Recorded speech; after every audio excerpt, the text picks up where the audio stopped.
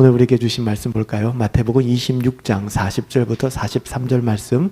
제자들에게 오사 그 자는 것을 보시고 베드로에게 말씀하시되 너희가 나와 함께 1시간도 이렇게 깨어 있을 수 없더냐? 시험에 들지 않게 깨어 기도하라.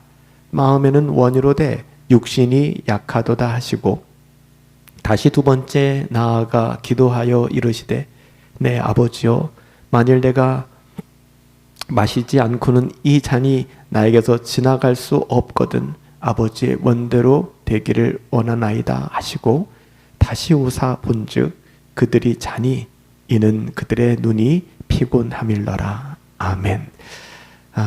우리가 너무 잘 아는 말씀이죠. 얼마 전 고난주간을 지내면서도 이 말씀을 상고한 적이 있습니다. 오늘 조금 다른 각도로 보려고 합니다.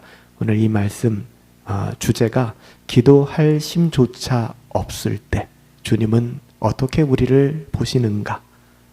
이스키오, 기력이 소진된 여력이 없는 상태를 말하는 이스키오라는 단어가 이 본문 안에 쓰여져 있습니다. 마태복음 26장 40절부터 43절은 겟세마네 사건이죠. 겟세마네 기도입니다. 인간의 한계와 인간의 무능함을 정말 분명하고 선명하게 보여주는 장면이에요. 예수님은 십자가를 앞두고 땀방울이 핏방울처럼 바뀔 정도로 처절하게 기도하고 계셨습니다. 그런데 제자들은 바로 그 시간 기도하지 못한 채 졸고 있었다. 이것이 팩트죠. 이것이 팩트예요. 그리고 이 팩트를 대할 때 우리는 대부분 나도 별반 다를 거 없으면서 분노하죠. 그리고 채근합니다. 대부분 이 장면을 보면서 우리는 자동적으로 이렇게 판단합니다. 이건 믿음의 문제다. 믿음이 없구나 제자들이. 믿음이 없으니까 졸고 앉았지. 저건 태도부터 글러먹은 거야. 저건 태도가 잘못된 거야. 뭐 이렇게 마치 우리는 전혀 아닌 사람인 것처럼 이렇게 제자들을 신란해 왔습니다.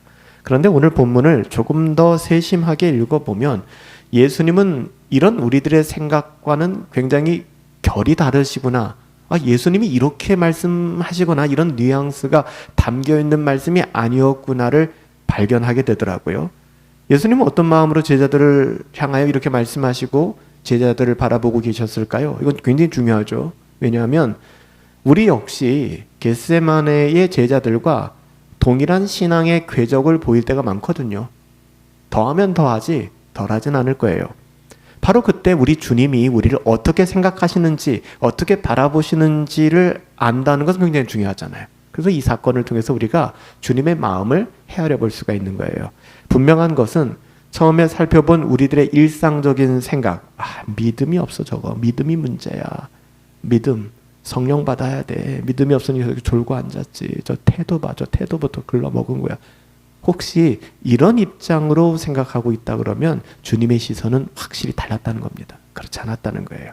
먼저 40절 보실까요? 이렇게 말씀하시죠. 너희가 나와 함께 1시간도 이렇게 깨어 있을 수 없더냐. 이게 문장은 오해를 불러일으킬 수 있어요. 여기에 어떤 감정을 넣느냐에 따라서 전혀 다른 말이 될 수 있어요. 넌 이렇게 1시간도 깨어 기도할 수 없냐? 야, 너 도대체 문제구나. 이렇게 우리가 해석할 수도 있고요. 아니면 주님의 그 안타까움을 녹여서 이 문장을 해석할 수도 있습니다. 여기서 할 수 없더냐? 할 수 없다라는 표현은 단순한 그렇게 할 수 있는 힘과 능력이 부족하다. 그러니까 너 열심히 기도해가지고서 성령 받아서 그 힘을 회복해야 돼. ability, 능력 받아야 돼. 헬라어로는 듀나미스라는 단어. 폭발적인 능력을 받으면 너희는 환경과 상황 뛰어넘고 정말 예수님처럼 기도하게 될 거야 라는 표현이 아니라는 겁니다. 여기서 할 수 없더냐, 할 수 없다라는 표현은 듀나미스의 부정형이 아닙니다. 여기에 사용된 단어가 이스키오라는 단어예요. 이 이스키오라는 단어는 남아있는 힘, 버틸 수 있는 에너지가 고갈된 상태, 그런 상태를 이야기하는 것입니다.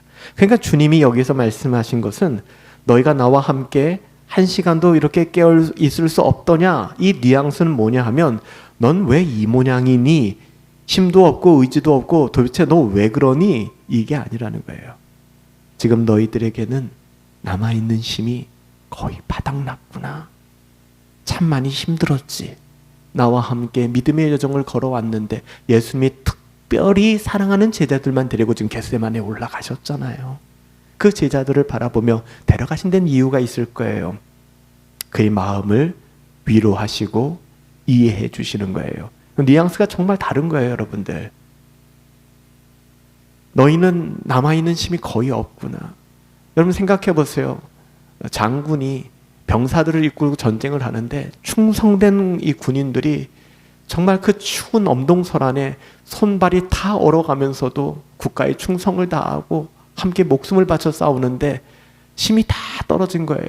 칼을 들 힘도 없고 창을 들 힘도 없어서 그냥 널브러져 있는 모습을 보면서 그것을 뭐라고 얘기하겠습니까? 채근하겠습니까? 국가에 대한 사랑이 부족하구나. 너희 가족을 생각해라. 힘을 가져라. 그렇게 얘기하겠습니까? 그런 모습이 아닌 거예요.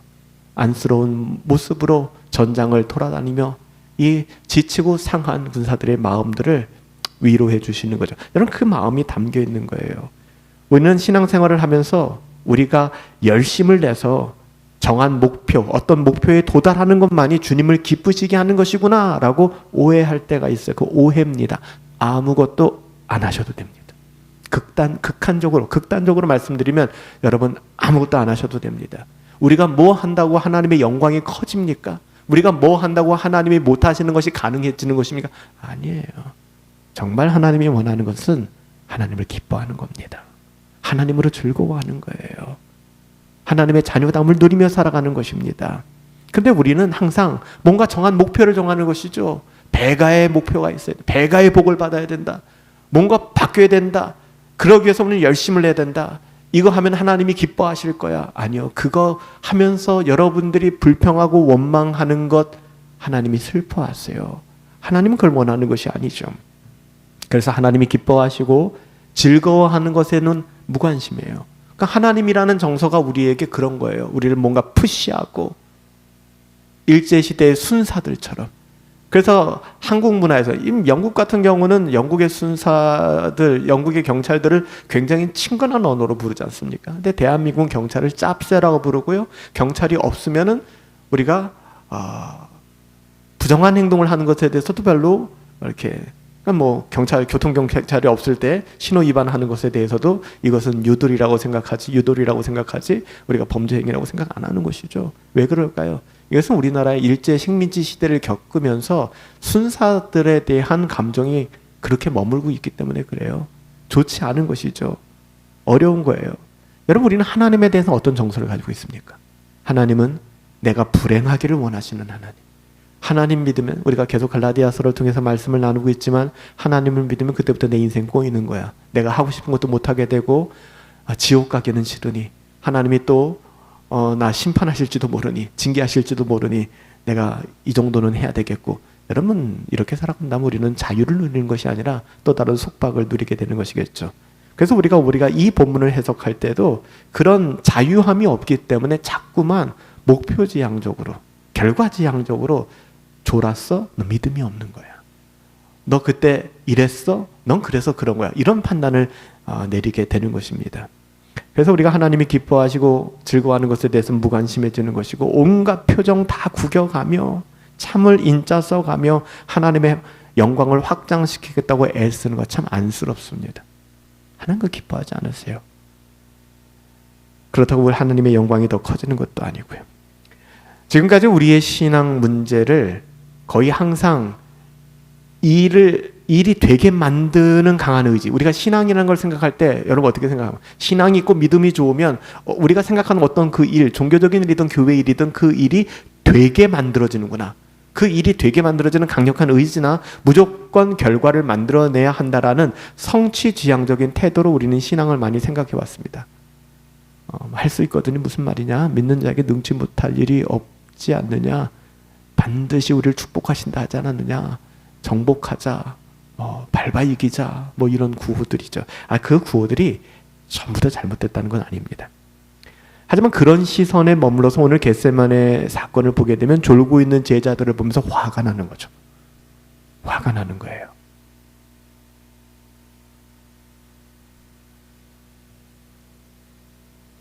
주님이 어떻게 말씀하셨는가 하는 오늘 이 말씀을 주님의 마음으로 읽어내는 것이 아니라 그 잘난 우리의 정의감, 그건 뭐죠? 권선징악. 적어도 겟세마네에서 예수님 기도하는데 예수님이 사랑해서 데려갔던 이 제자 따위들이 졸고 있는 것을 못 참는 거예요.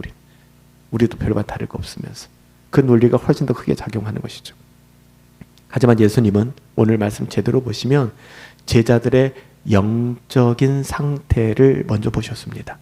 물론 영적인 상태 안에는 그들의 육체적인 한계도 포함된 거예요. 여러분 한 잠 3일만 못 자보세요. 엄청 짜증납니다. 그건 영성이 안 좋기 때문에요? 아니에요. 피곤하기 때문이에요. 그럼 주무셔야 됩니다. 못 먹으면 짜증납니다. 잘 드셔야 됩니다. 우리는 몸을 떠나 존재하는 존재가 아니기 때문에 영적인 너무 영적 그러지 마세요. 영적인 것과 육체적인 것은 종이한 장차입니다. 그래서 여러분들이 여러분의 생활도 잘 관리하셔야 되는 것입니다. 우리의 영적인 상태 안에는 그들의 육신적인 한계도 포함되어 있는 것이죠.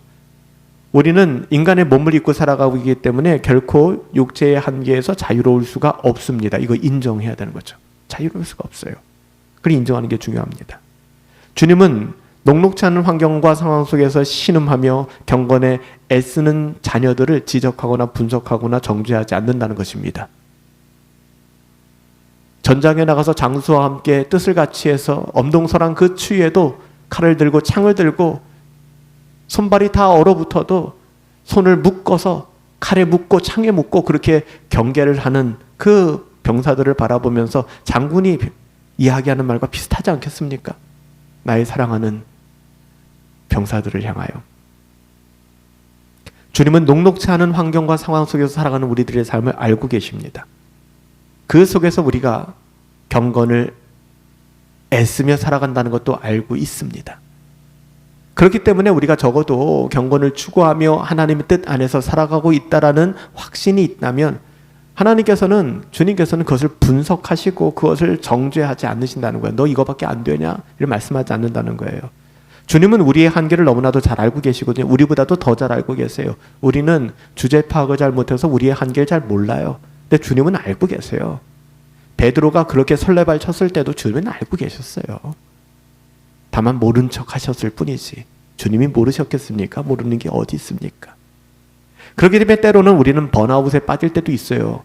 무슨 번아웃? 제가 아는 목사님이 몇 년 전에 아무 문제 없이 목회하시다가 갑자기 사라지셨어요. 그래서 왜 이분이 사라지셨지? 어디 갔지? 알아보니까 번아웃이 오셨대요. 그냥 갑자기. 그래서 좀 회복된 다음에 제가 여쭤봤어요. 목사님 어떤 일이 있었던 거예요? 모르겠대요. 자기도. 분명히 목사님 안에 아팠던 징조들이 있었겠죠. 그런데 목사라면 이래야 돼라는 생각 때문에 버텨내셨겠죠. 신앙심이라고 할 수 있을까요? 근데 어느 한순간 자기도 알지 못한 큰일이 있었던 것도 아니래요. 근데 도저히 설교를 할 수 없는 상태까지 가게 된 거예요. 그래서 교회에 양해를 구하고, 한 우리 정도 모이는 교회였어요. 양해를 구하고 목사님이 교회를 한 1년 정도 떠나서 좀 안식하는 시간을 가졌어요.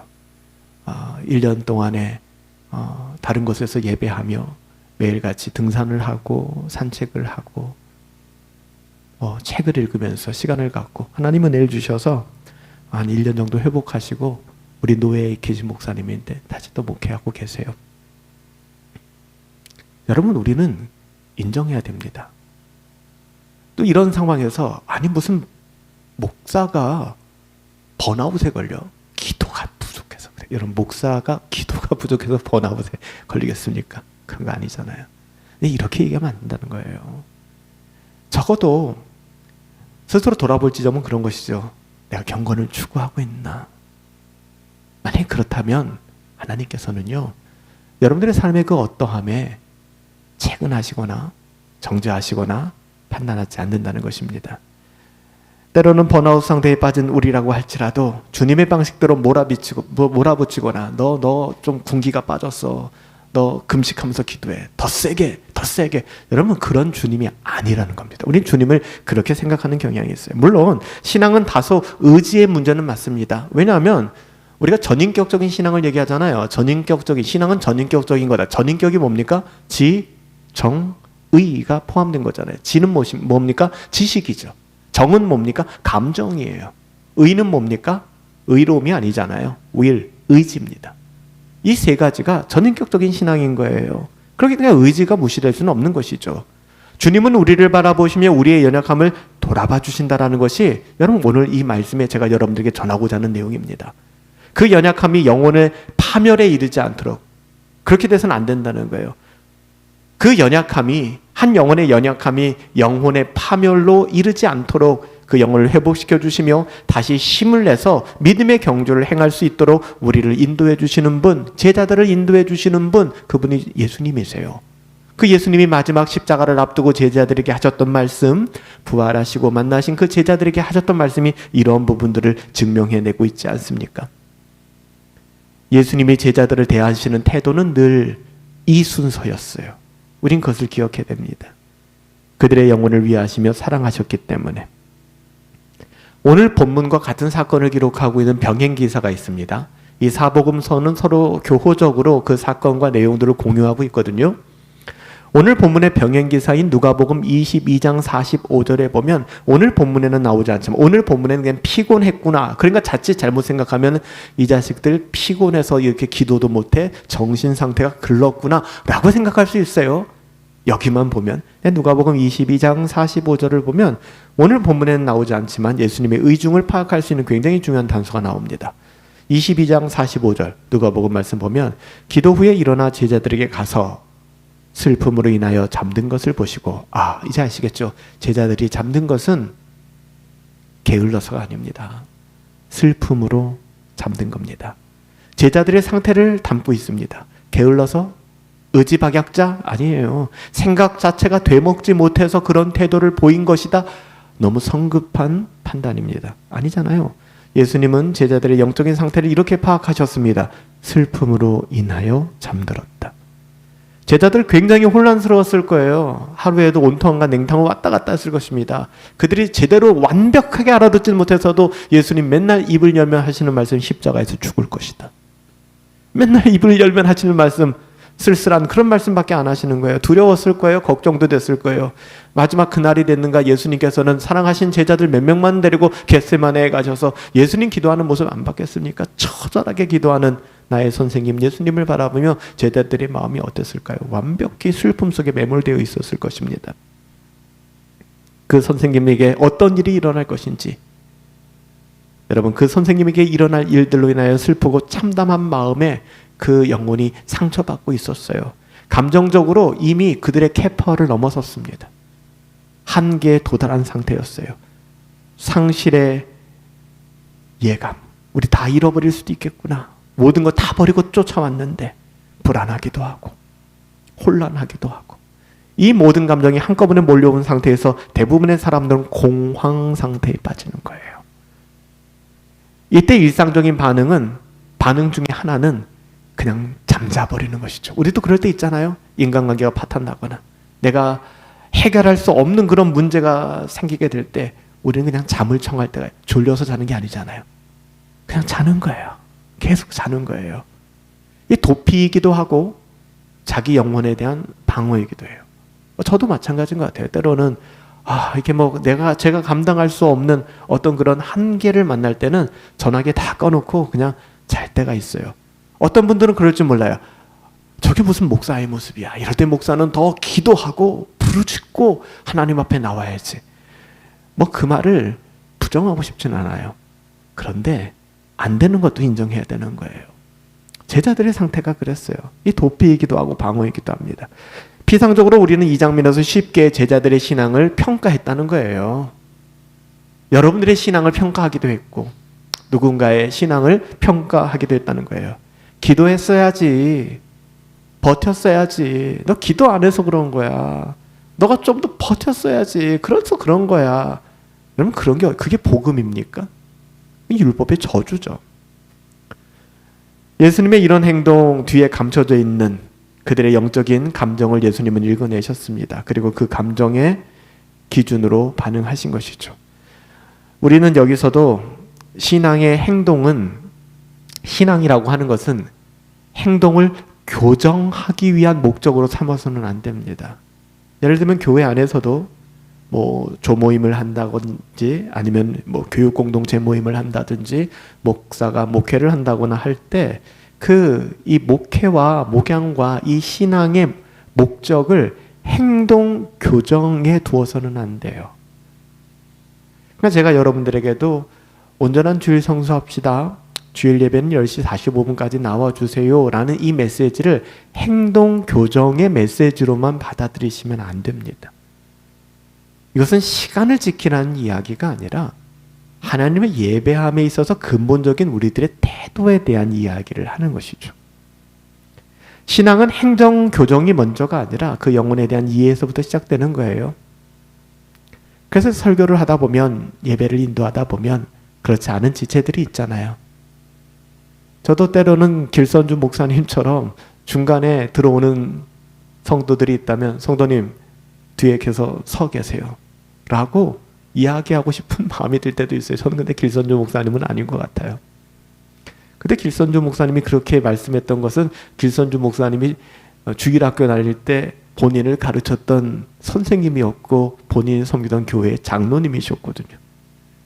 평양 장대원교회에서 목회할 때 그 장로님이 어느 날 부득이한 사정이 생겨서 예배에 늦게 오신 거예요. 그때 길선주 목사님은 장로님 앉아서 예배 드릴 자격이 없으면 뒤에 가서 서 계세요라고 말씀하셨던 거예요. 그것이 인격적이냐 비인격적이냐, 그게 맞냐 안 맞냐, 뭐 그런 거 논하고 싶은 생각은 없어요. 길 목사님을 통해서 그렇게 말씀하신 하나님의 분명한 뜻이 있을 거고요. 또 그 장로님이 그렇게 반응하신 순종하신 데에는 뭐 저 어린 목사가 이런 게 아니었잖아요. 그렇기 때문에 초대교회 대부흥운동이 평양에서 일어났다라고 우리가 이야기하는 것이고요. 하지만 여기서 우리가 이렇게 제가 이야기한다고 해서 절대 놓쳐서는 안 되는 것이 있어요. 기준이 낮아지는 건 아니에요. 기준이 낮아지는 건 아니에요. 여기서 우리가 그걸 오해하면 안 됩니다. 주님은 우리가 어떻게 해도 다 이해해 주시는구나. 문제 삼지 않으시는구나. 그러니 그냥 졸리면 자면 되겠구나. 내가 하고 싶은 거 다 하고 살면 되겠구나. 물론 여기 계신 분들, 그렇게 생각하시는 분은 아무도 안 계실 줄 믿습니다. 그렇기 때문에 금요 기도회에 제가 이렇게 말씀을 나누는 거예요. 당연히 아니죠. 41절에 예수님 분명히 얘기합니다. 시험에 들지 않게 깨어 기도하라. 기준은 동일합니다. 기준은 낮아지지 않았어요. 경건을 추구해야 하는 그 기준은 그대로 유지됩니다. 말씀과 기도는 여전히 은혜의 방편이며 신자의 삶의 필수 불가결한 요소예요. 깨어있음은 선택이 아닙니다. 반드시 깨어있어야 합니다. 등불을 들고 5 처자가 신랑을 예비했던 것처럼, 여러분 이것은 중요한 문제입니다. 여기서 문제는 그 기준이 아니라 그 영혼에 대한 접근 방식입니다. 예수님은 결코 기준을 낮추시지 않으셨어요. 그렇다고 사람을 그 기준으로 일방적으로 밀어붙이지도 않으셨다라는 것이 중요한 대목입니다. 신앙의 왜곡은 대부분 이 지점에서 발생합니다. 여러분들이 얼마나 지금 따라오고 계신지 모르겠지만 신앙의 대부분의 문제는 여기서부터 시작돼요. 한쪽은 기준만 남기고 기준만 이야기합니다. 문제가 되는 거예요. 기준만 남기고 사람들을 짓누릅니다. 여긴 자유가 없죠. 힘들어요. 다른 한쪽은 사람만 남기고 기준은 지워버립니다. 이 인본주의적인 삶을 살아가는 것이죠. 하지만 오늘 본문은 그 둘 다를 놓치고 있지 않아요. 예수님을 통해서 보여주고 있는 것이죠. 깨어 기도해야 한다라는 명령은 분명합니다. 그러나 그 명령을 감당하지 못하는 상태 역시 외면하지 않으시는 거예요. 인간의 그 어떠하심을 너무나도 잘 아시는 주님. 이 균형이 복음적인 균형입니다. 예수님은 예수님의 삶을 통하여, 가르침을 통하여 복음을 보여주셨어요. 복음을 전하실 뿐만 아니라 더 분명히 해야 될 것이 있습니다. 예수님께서 보신 상태, 이스키오라는 상태는 싸우다가 소진된 상태라는 거예요. 징집명령이 떨어졌는데, 국가가 위기에 처했는데 나만 살겠다고 안이하게 도망치고 다른 곳으로 떠나는 것이 아니라 그 징집명령에 자원하고 순종해서 내 처자식을 지키겠다, 내 가정을 지키겠다 나온 것이죠. 여기서 말하는 이스키오라는 상태는 싸우다가 소진된 상태입니다.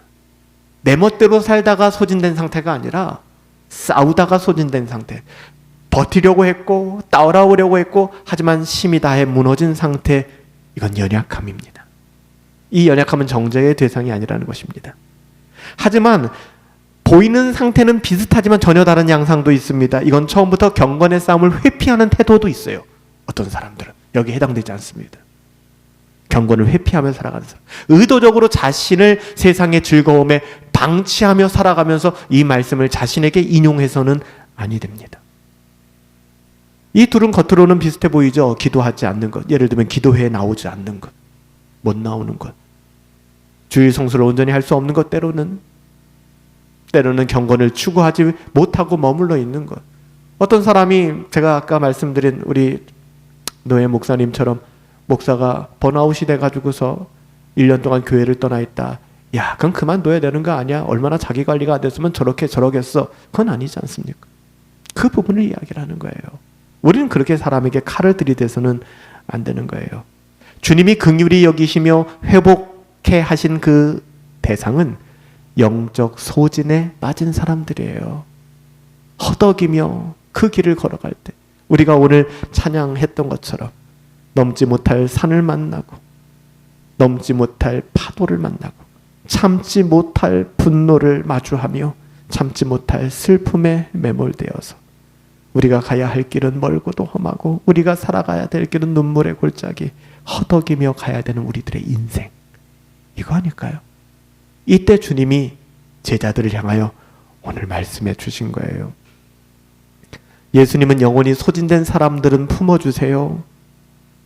하지만 스스로를 방치하는 자들은 결코 한 번도 예수님이 승인하시고 인정하신 적이 없으세요. 이건 정말 무서운 이야기잖아요. 한 번도 없으세요. 의도적이거나 의도적이지 않다 할지라도 영혼을 방치하는 사람들, 여기에 해당되지 않아요. 대표적인 사람이 찰로 역정 존 버년이 그려냈던 무지라는 캐릭터입니다. 무지라는 사람의 캐릭터는 예수님이 인정하지 않으셨어요. 하나님이 인정하지 않으셨어요. 무지 같은 사람들, 아는 척하고 굉장히 많은 것을 알고 있지만 정작 구원의 복음에 대한 무지한 사람들. 이 지점에서 우리는 우리 스스로를 좀 돌아볼 수 있어야 되겠습니다. 돌아보고 기도하셔야겠죠. 힘들어서 못했다라고 말하지만 사실은 이 말이 난 하지 않기로 결정했다라는 말이 돼서는 안 됩니다.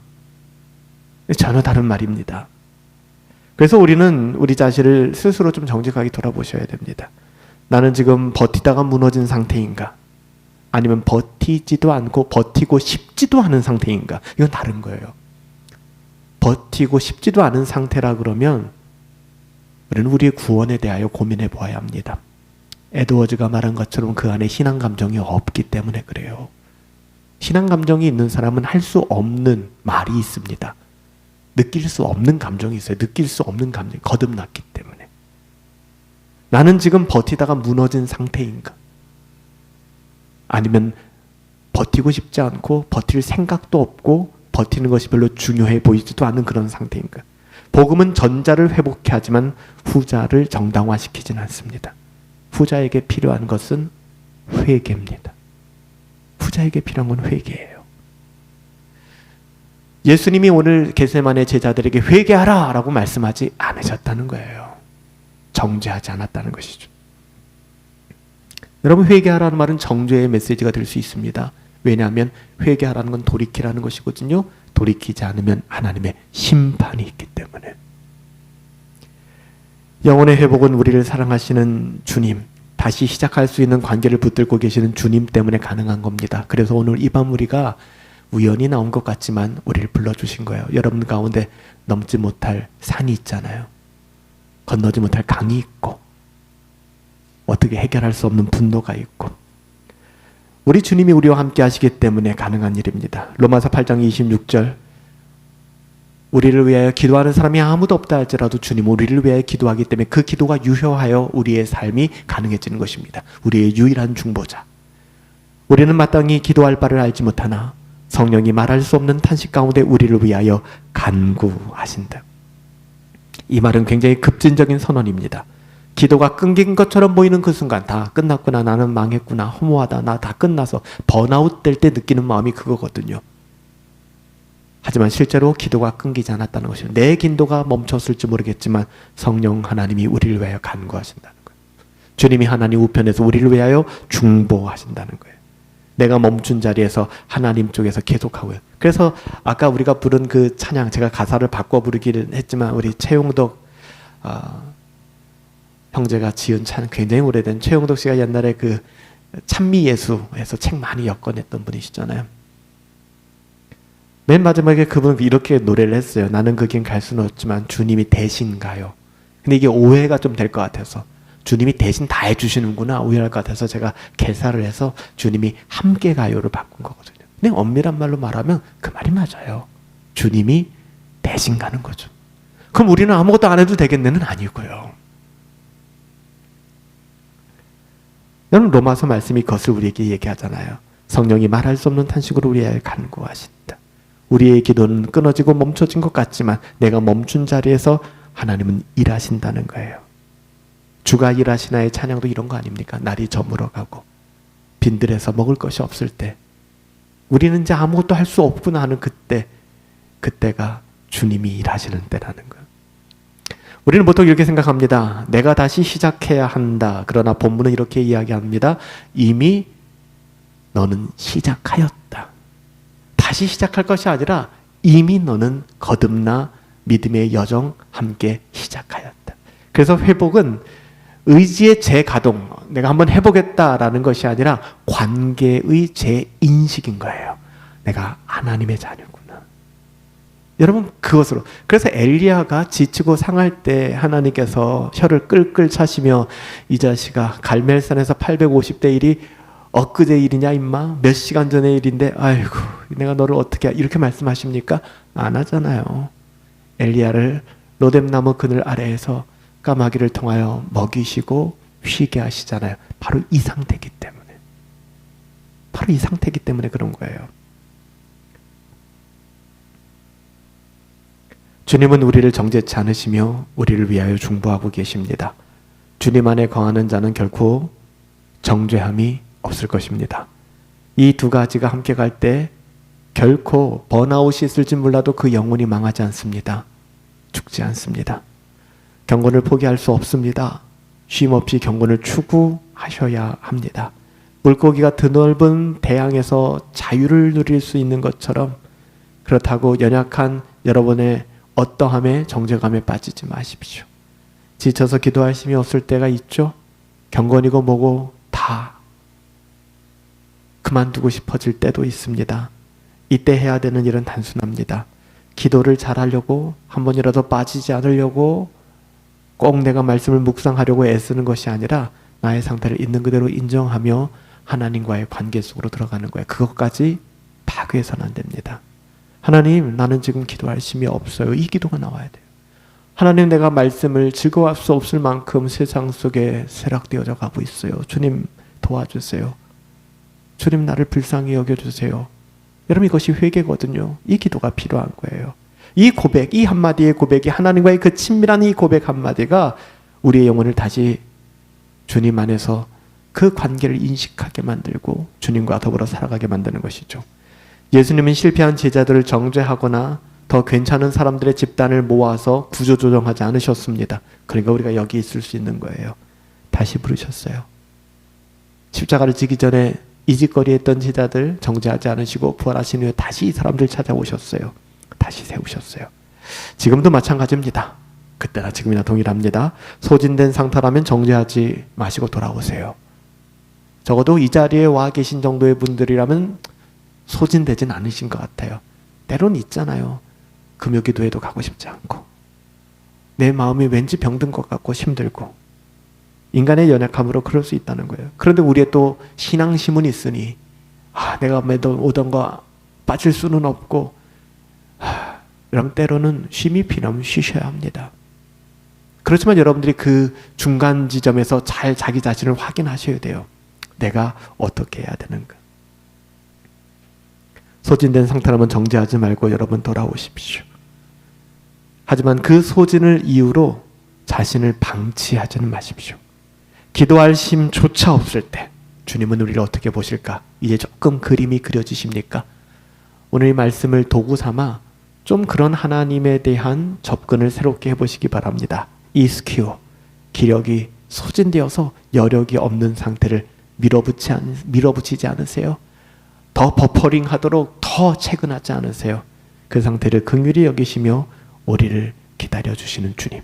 그렇다고 해서 그 기준을 결코 낮추지 않고 우리의 연약함을 공감하여 주시며 기다려주시고 안위하여 주시는 여러분, 그 주님을 기억하며 위로받고 여러분의 영혼을 방치하는 것이 아니라 주님의 사랑 안으로 끌어낼 수 있는 은혜가 있게 되기를 예수님의 이름으로 축복합니다. 아멘.